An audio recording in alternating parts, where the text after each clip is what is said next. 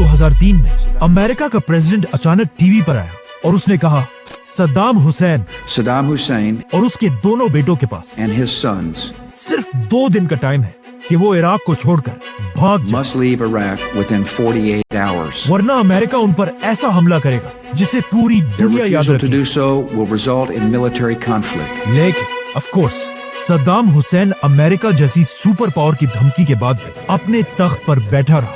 सद्दाम हुसैन और उसके बेटे इराक को छोड़कर कहीं नहीं गए।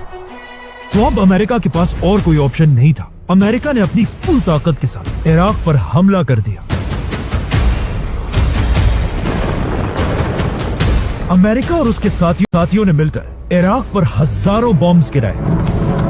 अब तक सद्दाम इतना कमजोर हो चुका था कि अमेरिका ने सिर्फ 1 महीने में पूरे इराक पर कब्जा कर लिया। ये देखकर ऑफ कोर्स सद्दाम हुसैन और उसके दोनों बेटे अमेरिका की फौज से भागकर अलग अलग जगहों पर छुप गए, जिसके बाद अमेरिका की फौज हर तरफ इन बाप बेटों को ढूंढने लगी और पूरे इराक में ऐलान किया कि सद्दाम के बेटों की सर की कीमत $15 मिलियन है और बाप के सर की कीमत $25 मिलियन।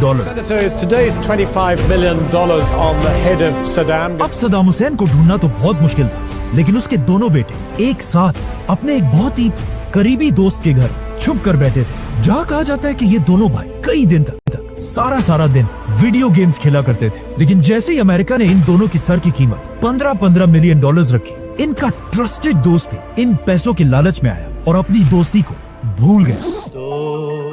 दोस्त ना रहा। उसने सद्दाम हुसैन के बेटों को कहा, मुझे एक बहुत जरूरी काम से कहीं जाना है। ये दोस्त सीधा अमेरिका की CIA के पास गए और उन्हें कहा कि मेरे पास सद्दाम के दोनों बेटे हैं। ये सुनते ही अमेरिका ने उसे $30 मिलियन का इनाम दिया, जो आज 13 अरब रुपए बनते हैं, मतलब 1300 करोड़ रुपए। अमेरिका ने ये सारे पैसे उस दोस्त को दिए और जाकर सद्दाम के दोनों बेटों के घर को हर तरफ से घेर लिया। लेकिन सरेंडर करने के बजाय सद्दाम के दोनों बेटों ने अमेरिका की फौज पर क्लाशनकोफ और रॉकेट लॉन्चर से हमला कर दिया। आखिर 3 घंटों की सख्त लड़ाई के बाद अमेरिका ने इन दोनों भाइयों को मिसाइल से उड़ा दिया